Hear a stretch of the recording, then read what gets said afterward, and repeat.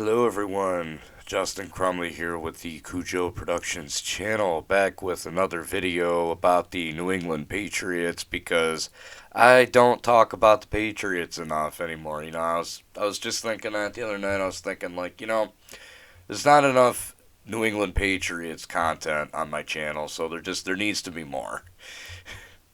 No, but in all seriousness, guys, the Pats have gone absolutely nuts in free agency this year, and to be honest with you, I think this surprised a lot of us.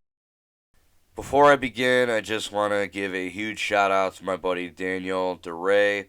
If you guys haven't checked it out yet, be sure to watch my last podcast. I have my buddy Daniel on to talk about his Zoom play, Don't Feed the Sandworms, which is a Dune parody, and it's going on now all the way through April 18th. I will leave a link to the Mystic Heroes Theater YouTube channel in the description below. You guys can, you guys have to donate some money to watch the play. It's any amount, but a preferred minimum of $10. Again, it's pay whatever you can, but a preferred minimum of $10. And again, the play is going on through April 18th. I will have a link to the play in the description below, and I've actually already seen it. And while I'm not familiar with Dune, I can tell you guys it was absolutely hilarious. I think the best way I could describe it is if you're a fan of the movie Spaceballs, you'll definitely like this play. So be sure to check it out. Again, I will leave a link to the Mystic Heroes Theater Facebook page and their YouTube channel in the description below, so you can donate some money to their play, check out the play, and yeah, laugh your ass off because trust me, it's freaking hilarious. So, with that said, let's talk some football. We knew the Pats were going to have a lot of cap space this year, but I don't think any of us thought that they were going to go out and do what they did. I think they literally broke the franchise record for giving out the most guaranteed money in this offseason. I mainly wanted to focus on the free agency pickups, but I guess I'll talk about the trades real quick. So we traded Marcus Cannon to the Houston Texans for off the top of my head, I believe it was a 2021 fourth, fifth, and sixth round pick. And we gave up Marcus Cannon and our 2021 fourth, fifth, and sixth round pick to Houston, which some people, on the surface, you look at that and you might not think much, but if it's anything we know about Belichick, it's that if you give that guy some mid-round picks, he can kind of turn water into wine in that regard. Now, I was talking to a buddy of mine the other day, and we were talking about Belichick's drafting, and it really has not been that great over the past number of years as far as drafting Pro Bowl guys, or drafting as far as drafting Pro Bowlers go, but Belichick does always seem to find diamonds in the rough in the third, fourth, and the fourth, fifth, and sixth round. So I actually really like that trade. Plus, if you think about it, Marcus Cannon was kind of in the twilight years of his career, so he probably wasn't going to be playing for much longer. And when you look at some of these moves in free agency, it's almost like the trade doesn't really affect us at all. All we did was move up a little bit further in this year's draft in the fourth, fifth, and sixth round, and we got rid of Marcus Cannon's contract, which freed up a little bit of extra money. Another trade that we made was for Trent Brown, another offensive lineman. Oddly enough, Trent Brown was with the team back in, I believe it was 2018. It was the year that the Pats beat the Rams in Super Bowl 53. Yeah, 53.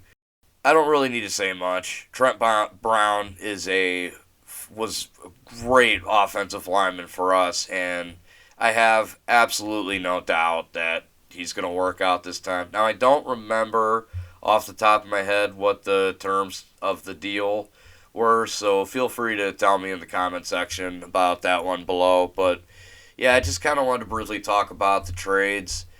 I don't think losing Marcus Cannon is really that big of a deal for us at the end of the day. I think our offensive line is still going to be pretty damn solid, which is good. And I'll get more into that a little bit later in the video. But I want to start with the moves that are on the screen right there. So first things first, we re-signed Cam. This is definitely a very polarizing move amongst Patriots fans. Some fans love this move. Some fans hate it. I'm one of those fans that actually loves it. I don't think it was really all on Cam last year. And let's not mince words here. Cam was terrible.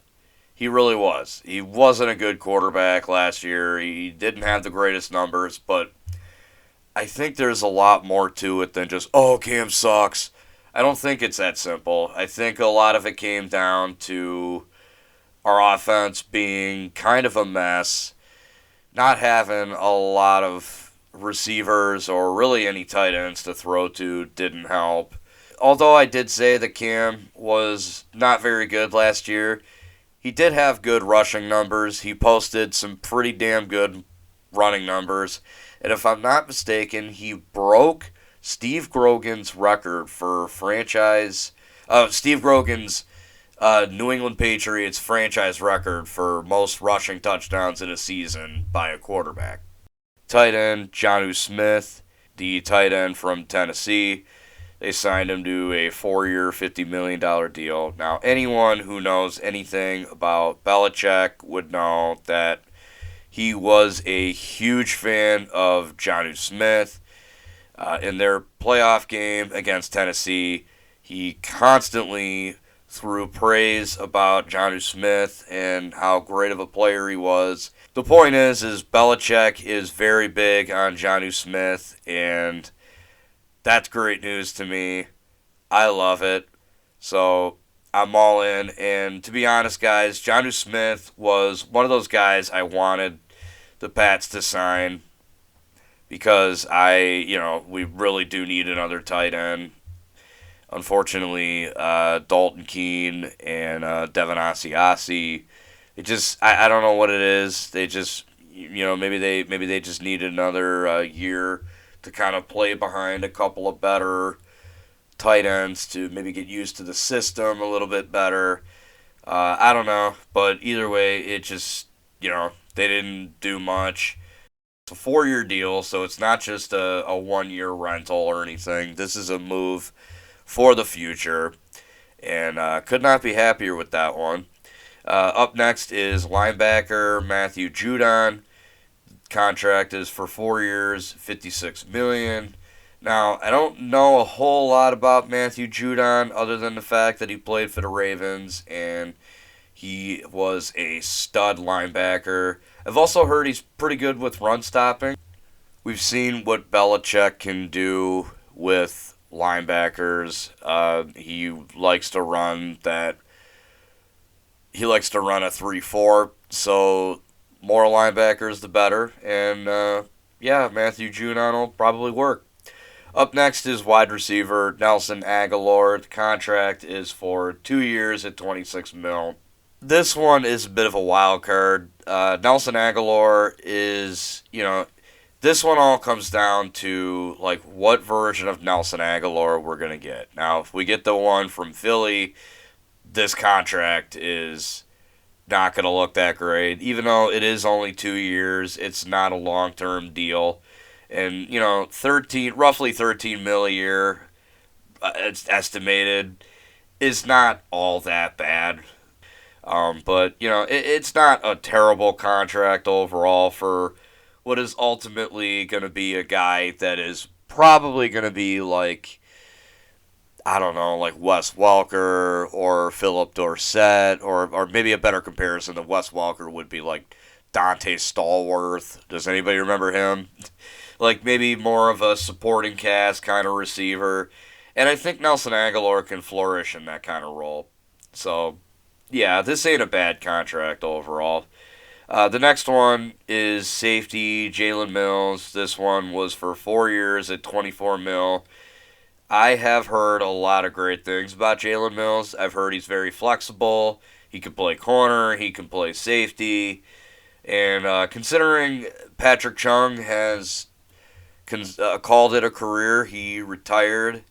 It is good to know we got some plan for him besides just Kyle Duggar. And that's not a shot to Kyle Duggar. I know Duggar had a pretty decent season last year, but you know it's good to have depth in your secondary. All right, the next one is defensive tackle Devin Godshaw or Godshaw, however that's pronounced. This one is for 2 years, 16 mil. To tell you the truth, guys, I don't really know a lot about Devin Godshaw. I believe he was a Dolphin, if I'm not mistaken. So, yeah, it's kind of cool to poach players off of opposing teams, especially after Kyle Van Noy went to the Dolphins last offseason. We'll talk about him soon.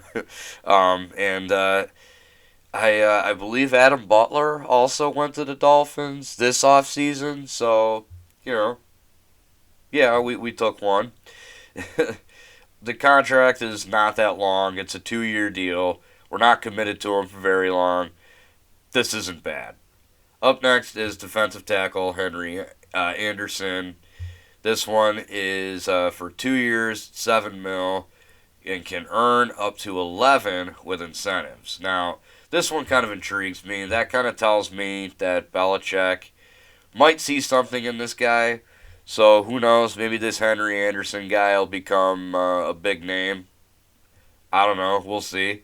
I do know he is from the Jets, and I don't know a whole lot, but I've heard he had a decent season. So again, another low risk, possible high reward kind of contract, and overall, I like it.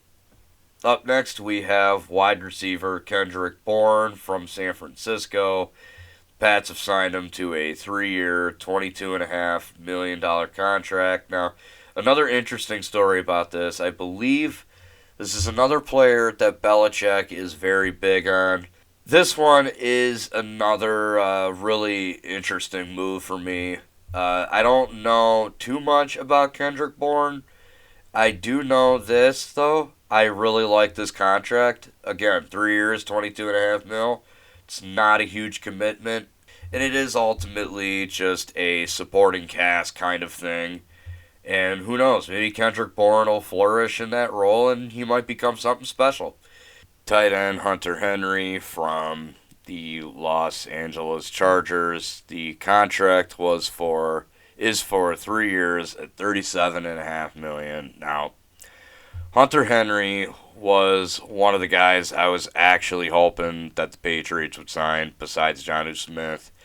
But as soon as they signed Jonnu Smith, I wasn't expecting Hunter Henry. And then all of a sudden, they signed him.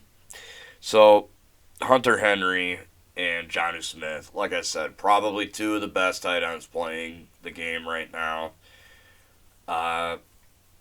This tells me that the Pats are trying to set up a similar kind of system to what they had when they had Gronk and Aaron Hernandez. And to be honest, guys, I freaking love it. And these are two damn good tight ends to do that with. Hunter Henry is a great option for Cam Newton to throw to, especially in the red zone. Jonnu Smith can kind of spread the field out a little bit. So I think this is a pretty goddamn good two tight end set that we're going to have here. Up next is linebacker Kyle Van Noy. Remember I said earlier, we would talk about him? Well, let's talk about him.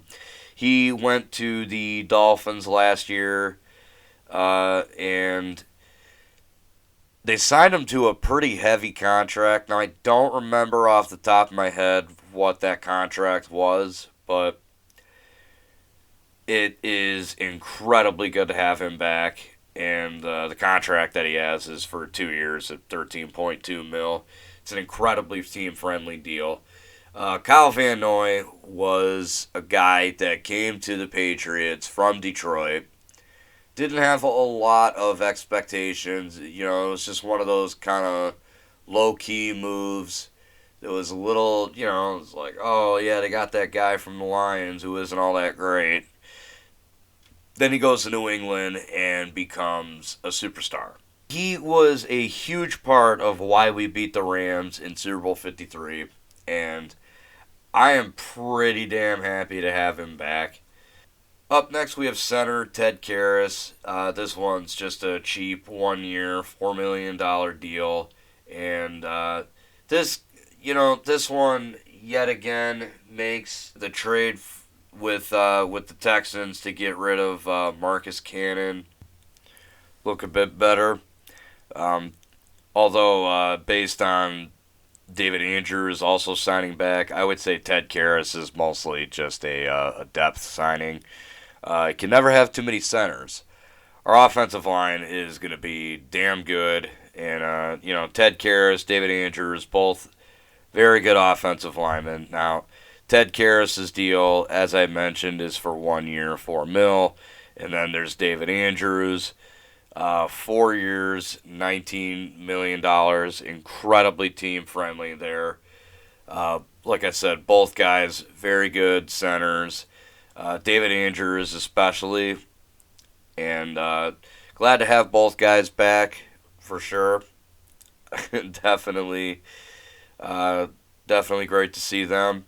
We also we signed running back James White back. A lot of people, I saw a lot of people were like, "Oh, he signed with Tampa Bay. Oh, he's Tampa Bay. Oh, he's gonna go to Tampa Bay, Tampa Bay." You know, because that's apparently the cool thing to do now is to predict every player going to Tampa Bay. So the James White deal is a 1 year deal for $2.5 million. Now I'm a little bit surprised by that one. I thought for sure James White would look for a long-term contract, and I thought for sure with the rise of J.J. Taylor that James White for sure was probably going to end up gone. James White is actually one of my favorite players on the Patriots right now, and yeah, the longer he stays on the team, the better as far as I'm concerned. So definitely welcome him back any time of the year. And finally, there is defensive tackle Lawrence Guy. He is coming back on a 4 year, $11.5 million deal with some incentives. I believe it could be up to 13 mil, but don't quote me on that. Lawrence Guy has been on the Pats for the past few years and has actually been a standout.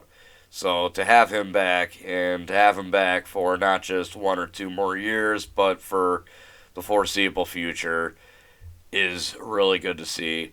And on a very team friendly deal, it's astounding what Belichick was able to pull off. We'll see how it all turns out this year, but I've got a very good feeling. I think now that they had a little bit of money to spend, they went out and spent it. Now, real quickly, the last thing I want to talk about is what happened with cornerback J.C. Jackson. They placed a second-round tender on him. He was a restricted free agent. They placed a second-round tender on him, which is for 1 year at 3.3 mil. But basically, what the second-round tender is I believe there is like a period of time, and I don't know if that period of time has already passed or hasn't passed yet, but basically another team can still attempt to sign J.C. Jackson, and New England can match the offer. Now, if New England opts not to, the team gets J.C. Jackson, but they have to give New England a second-round pick. Now, again, I don't know what the timeline on that is, if that's still going on. As far as I know, no team has attempted to sign J.C. Jackson, which I'm a little surprised about because he did have 9 interceptions last year. Now, you could say those numbers are a little bit inflated because he wasn't covering like top receivers, but he did have to step in when Stephon Gilmore got hurt. I have heard some people say that like oh, J.C. Jackson is not ready to be a number one corner. I do disagree with that statement. I think it's time for J.C. Jackson to start covering like better receivers. But I could see the argument. So that said, I'm a little surprised that they didn't trade Gilmore. I thought for sure that they were going to. Now there's still time. They still might. You never know. But as of right now, I've heard that is not the plan. That they are not going to trade Gilmore. And you know what? That's fine. I'm alright with that. Anyway, guys, that's all I got for you today. What are your thoughts on these moves that the Pats did? Are there any particular moves that stand out to you? Whatever they are, let me know in the comment section below. Let's get a conversation going about this. As always, guys, be sure to hit the subscribe button if you haven't already. Be sure to like and comment. I've already told you to do that, but I'm going to tell you again just in case you forgot. And, yeah, until next time, I'm Justin Crumley, and this is Cujo Productions, signing out.